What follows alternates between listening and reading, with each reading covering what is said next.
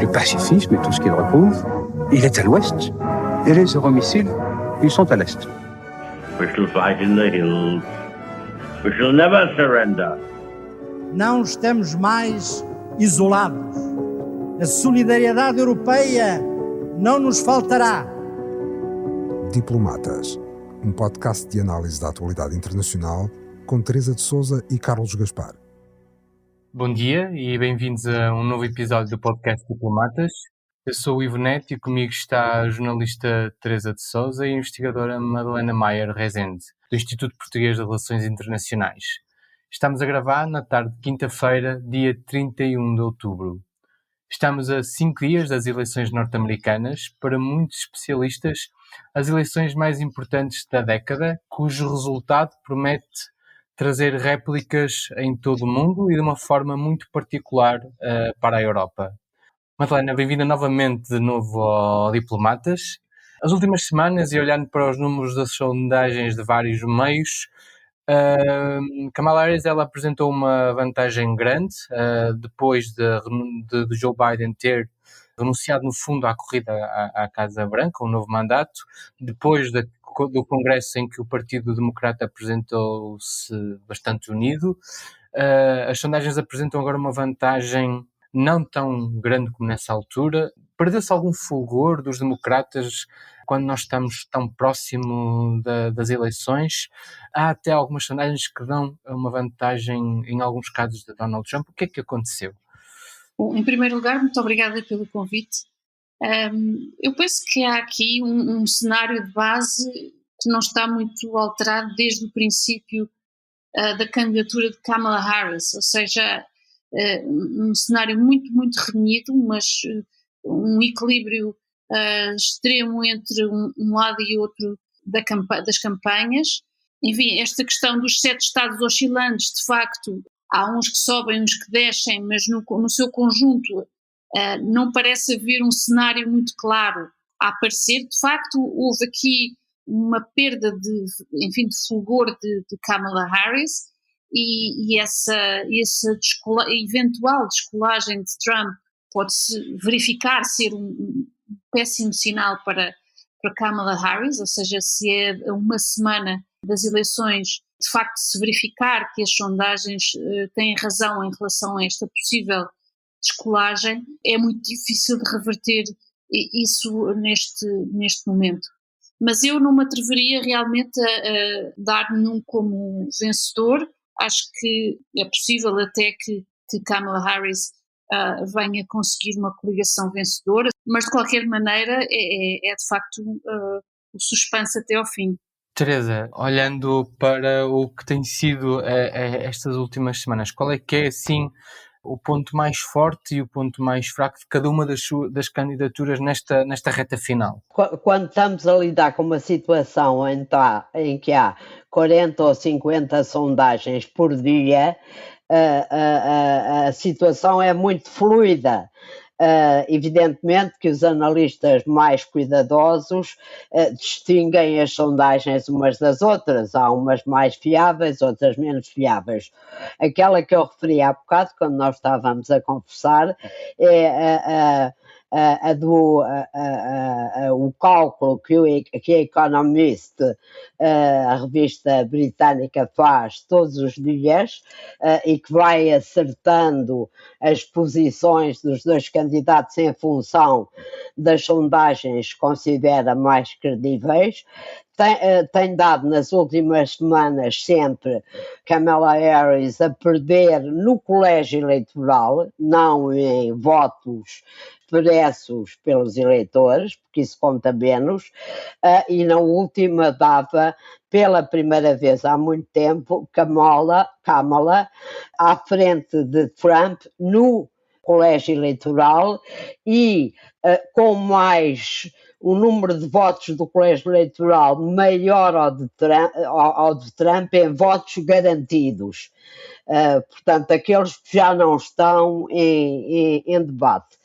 Portanto, como a Madalena estava a dizer, está tudo muito indefinido, mas há evidentemente duas coisas que me parecem relevantes para justificar de alguma maneira as dificuldades que tem tido Kamala Harris, porque para um observador europeu, Trump é um candidato tão surreal, para não usar um termo mais violento, que estas eleições seriam talvez facilmente ganhas por alguém que se opusesse a ele. Ora, isso não acontece, como sabemos, e há duas explicações que são muito tratadas aqui. A primeira, toda a gente sabe qual é, a economia. Todos os eleitores dizem que a economia é a questão fundamental, e há aqui um problema grave para Kamala, que a pode prejudicar muito, que é o desfazamento entre a realidade e a percepção dos eleitores. A inflação está controlada. Vai sair hoje mais um dado sobre a inflação. A taxa de inflação nos Estados Unidos já está mais baixa que em Portugal, por exemplo, mas as pessoas ainda veem o aumento de preços dos últimos 2 anos como uma coisa que as afeta muito. E esse é um fator importante, embora haja alguns estudos, alguns inquéritos das universidades, sobretudo, que dizem que os americanos estão agora a sentir na pele e começam a reagir a isso, os benefícios de uma economia fortíssima, com a inflação controlada, com as taxas de juros a descer, mesmo que não para o nível que havia antes da pandemia, naturalmente, isso é impossível, com o seu poder de compra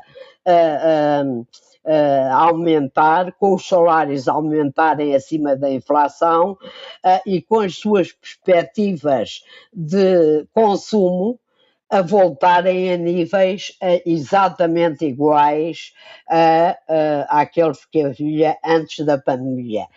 Em pano de fundo há esta ideia que a economia estava ótima com Trump, antes da pandemia, e que agora ainda não está como estava antes da pandemia, e as pessoas imediatamente atribuem isso à presidência de Trump, e não aos condicionalismos que levaram à pandemia, etc. Portanto, este é um aspecto muito importante e muito desfavorável a Kamala, e Kamala nunca conseguiu encontrar um discurso que de alguma maneira contrariasse esta percepção. Talvez fosse muito difícil. A segunda coisa que é aqui muito analisada é que há um desfavor, é uma desvantagem para Kamala, é aquilo que eles chamam a despolarização do eleitorado das minorias. Antigamente, até com Biden ainda, em 2020, o voto negro era maioritariamente, esmagadoramente democrata. Hoje acontece que o eleitorado masculino afro-americano está a votar, continua a votar mais nos democratas, mas menos mais do que votava anteriormente. Isto é um peso nas contas da coligação que Kamala tem de reunir, e que é muito focado aqui. O outro aspecto, também em comparação com Biden, que ajuda um pouco a compreender as coisas, é o voto da chamada classe trabalhadora, que é um voto enorme, que é a classe que não tem estudos universitários e que trabalha nos serviços e na indústria sem essa qualificação. E aí Trump continua com uma vantagem muito grande em relação a Kamala, e os analistas dizem que essa camada enorme da população americana não a vê como uma dos seus, e via Biden como alguém que lhe estava próximo.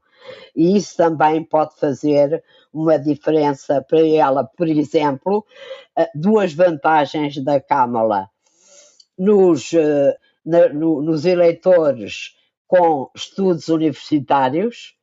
Ela tem uma enorme vantagem sobre Trump. Nas mulheres tem uma enorme vantagem sobre Trump. Como é que estes dois lados, negativo e positivo, se equilibram, só vamos saber no dia 5. E, Madalena, eu queria pegar numa coisa que a Teresa disse aqui para lhe fazer uma pergunta, que era precisamente esta questão entre, por exemplo, a economia, em que é um dos fatores principais que todos os analistas apontam que os americanos vão pensar na altura de votarem, e, por exemplo, a questão do aborto. Kamala, o aborto sempre foi uma das bandeiras e a questão dos apoios sociais, mas por outro lado, nós olhamos hoje, quando estamos muito poucos dias das eleições, e em termos económicos nós não vemos de facto um plano concreto dos democratas para a economia norte-americana, ao contrário de que temos ideias muito concretas do que é a ideia do aborto, a questão mesmo do apoio social. Isto poderá ter prejudicado, de certa forma, esta campanha de Kamala Harris, porque, de facto, um dos predicados que nós temos associado a Donald Trump é a imprevisibilidade. Nós não sabemos o que é que vai acontecer com Donald Trump se ele for eleito. Mas há certos campos da política norte-americana que nós também continuamos sem saber o que é que vai acontecer se Kamala Harris ganhar as eleições, nomeadamente a parte económica. Sim, Kamala teve um começo bastante fulgurante e com um apoio muito grande do Partido Democrata, que surpreendentemente se uniu à volta da sua candidatura. Isso foi muito visível na emoção das primeiras semanas, mas de facto com o progredir da campanha, Kamala não conseguiu ou não quis, enfim, não é muito claro, traduzir esta emoção também num programa de conteúdo, nomeadamente do ponto de vista económico, muito concreto. Todas as suas intervenções vão no sentido do assistencialismo, enfim, e sabemos que tradicionalmente os americanos não são muito entusiastas em relação a este programa, portanto não é alguma Gosta coisa muito que realmente... pouco que o governo se meta na vida das pessoas, não é? Exatamente. Exato. Há este grande liberalismo económico que de facto caracteriza o povo americano, e Kamala não foi para além disso na sua elaboração do seu programa económico. Já em relação ao aborto, que foi uma das suas bandeiras de campanha, sim, ela consegue algum apoio e de uma parte do eleitorado, mas não é um assunto que transversalmente mobilize todos os americanos, e portanto penso que isso tem sido uma das razões pelas quais as suas coligações, a coligação que ela teria para ganhar, terá que ter conseguido reunir, não parecem ter sido, digamos, conseguidas depois daquele momento inicial de grande entusiasmo e de um voto, enfim, que no fim de contas a sua base também é um voto anti-Trump muito forte, mas digamos, a sua apresentação como um programa, um candidato com uma visão forte para a economia, para a sociedade americana, eu penso que não foi bem conseguido. E partindo agora para outro ponto, fazer-me aqui uma citação. Há literalmente uma ilha de lixo flutuante no meio do oceano neste momento, acho que se chama Porto Rico. A frase é de Tony Hinchcliffe, um comediante norte-americano, contratado pelos republicanos para uma ação de campanha em Nova Iorque. Uma ação de campanha que Tim Walz, candidato democrata a vice-presidente, disse que fazia lembrar um outro comício nazi que ali aconteceu em 1939. Foi inclusive tocada pelo menos 2 vezes, como escreve o António Saraiva Lima num artigo esta semana no Público, a música Dixie. É uma música banida em várias instituições norte-americanas, nomeadamente académicas. É um hino não oficial dos Estados Confederados da América. O grupo de 13 Estados do Sul, defensores da escravatura, que atacaram a União, com quem combateram durante a Guerra Civil. Teresa, qual é que é o significado destas mensagens dos republicanos quando estamos tão perto das eleições E como nós já falámos aqui, quando as sondagens apontam para resultados tão próximos e que estas próprias minorias podem decidir a eleição. Esse é um dos fenómenos mais interessantes e, do meu ponto de vista, mais perturbadores dessas eleições. A lógica de um candidato normal, numa altura em que está tudo preso por arames e tudo se joga, como estavas a dizer, em meia dúzia de votos aqui ou ali desta comunidade ou daquela comunidade, a ideia seria moderar o discurso, tentar atrair aqueles que duvidam, mas não é essa a linha de Donald Trump. Trump radicaliza, radicaliza, radicaliza, radicaliza, não muda 1 milímetro o seu discurso nativista, racista, anti-imigrante, que atinge as raias. Por isso, muita gente utiliza agora a ideia de fascismo, atinge as raias do que foi a ideologia nazi, com expressões que não são muito diferentes da do comediante e da ilha que era lixo no meio do mar, Porto Rico.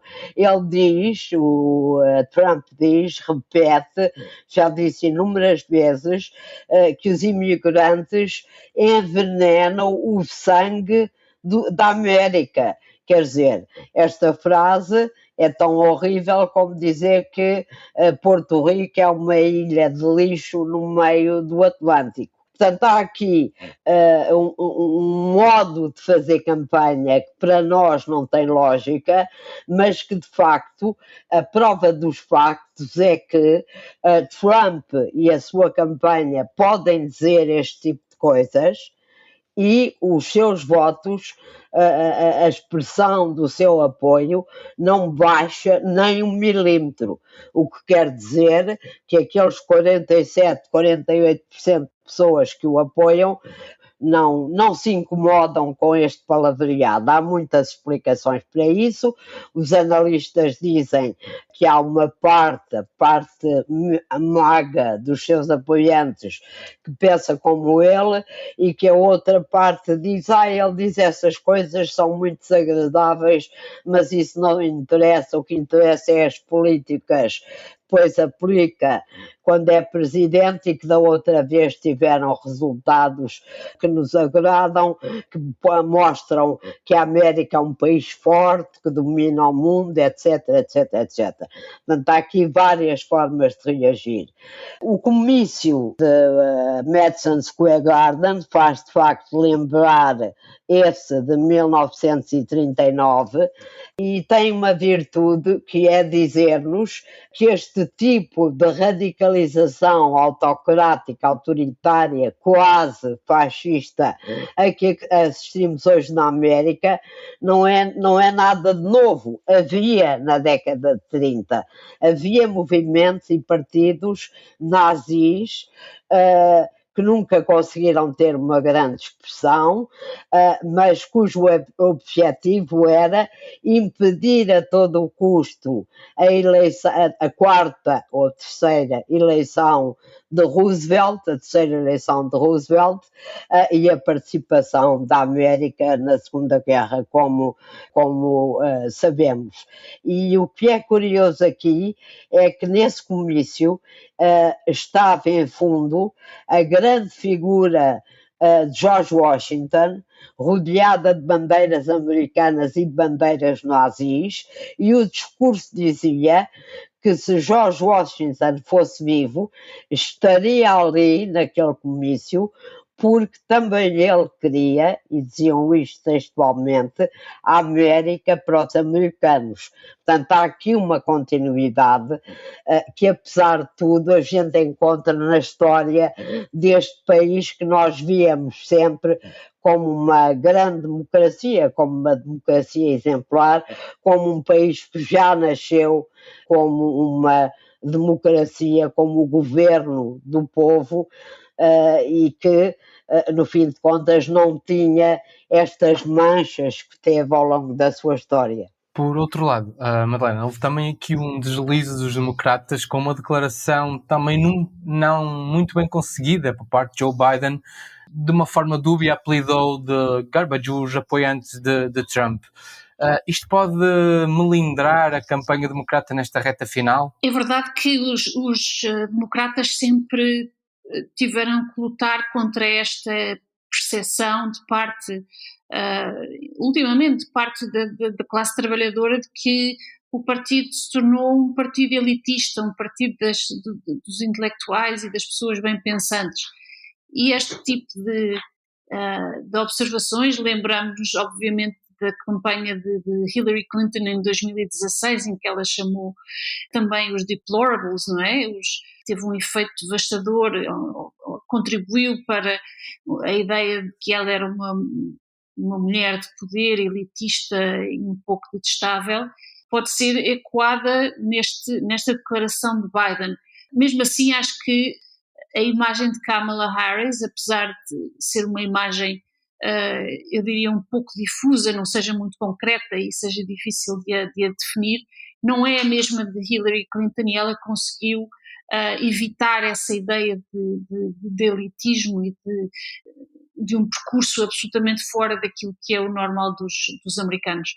Eu também tive alguma atenção ao discurso de Madison Garden, acho que é, enfim, tem todos esses elementos que nos podem apontar realmente para aquela tradição do fascismo dos anos 30. De facto, há ali elementos muito, muito perturbadores, nomeadamente na evocação de elementos autocráticos, um pouco totalizadores também. E também me apercebi que durante este comício, as observações do comediante sobre Porto Rico não tiveram grande entusiasmo. Já Trump foi recebido com uma emoção e com uma recepção absolutamente apoteótica, e isso de facto é extremamente preocupante para a democracia nos Estados Unidos, obviamente, mas também no mundo. E Madalena, aproveitando a sua presença aqui, como é que estas eleições estão a ser vistas, por exemplo, na Alemanha? Obviamente que com um interesse, enfim, que é tão grande ou maior do que aquele que observamos por todo o mundo e pela Europa toda, mas eu penso que a Alemanha, também pelo momento de crise que está a viver e pela subida da extrema-direita nas várias eleições dos Estados alemães, é um dos países que mais perderá com a vitória de Trump, com a eventual vitória de Trump, para além da Ucrânia, obviamente.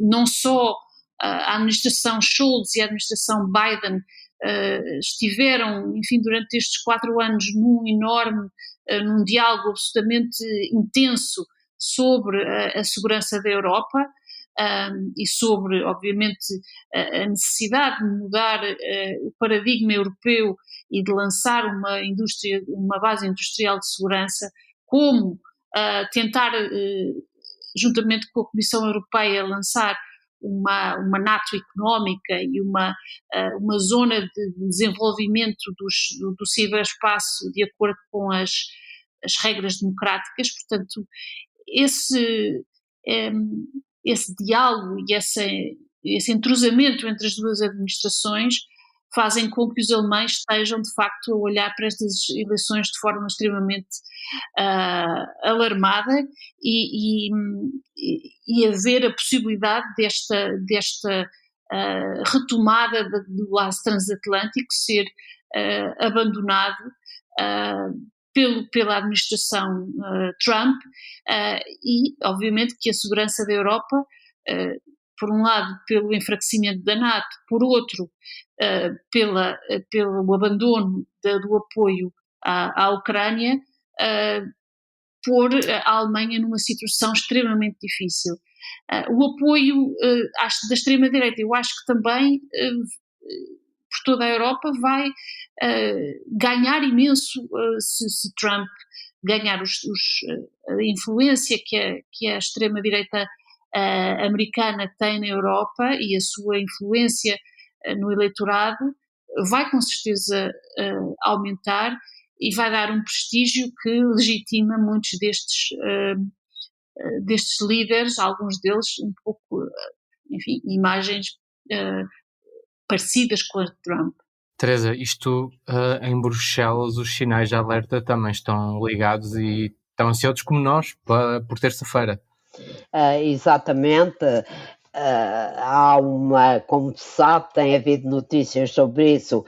A Presidente da Comissão, von der Leyen, criou uma espécie de força de reação rápida para responder e agir se Donald Trump ganhar as eleições.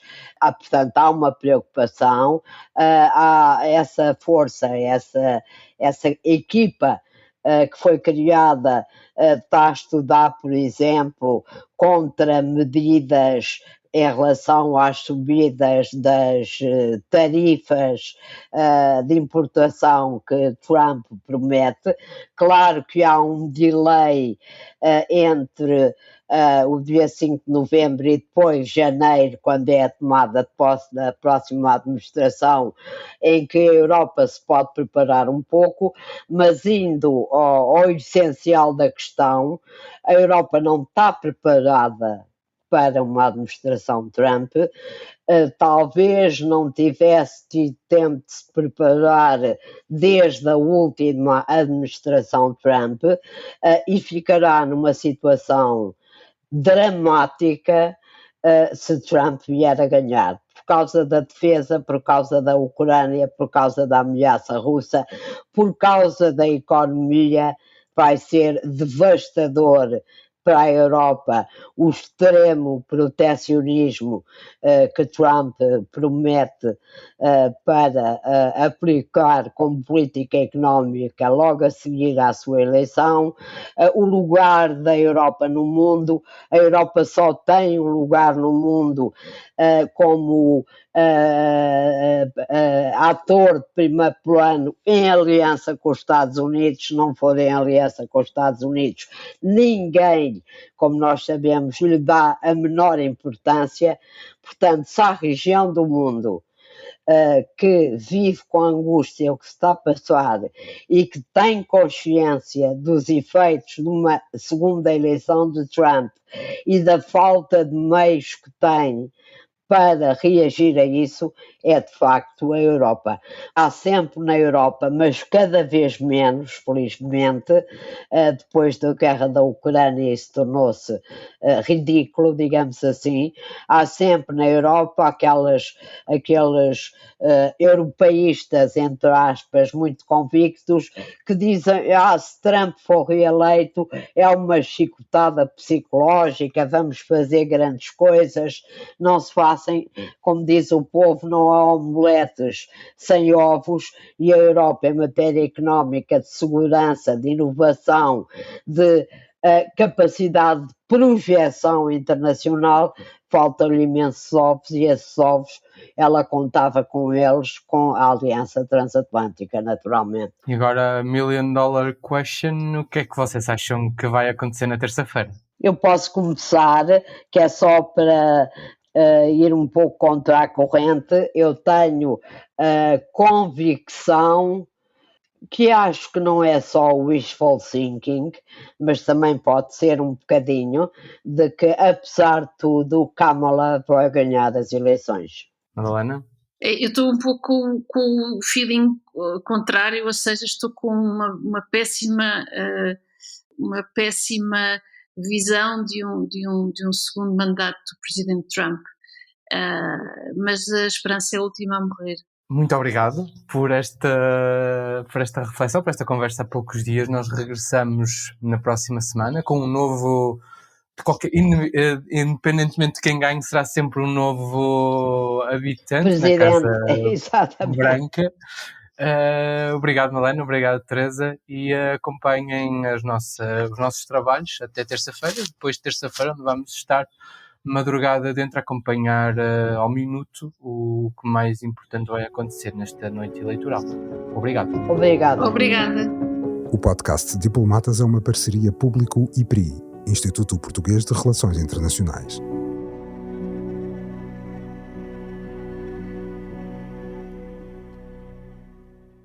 O público fica no ouvido.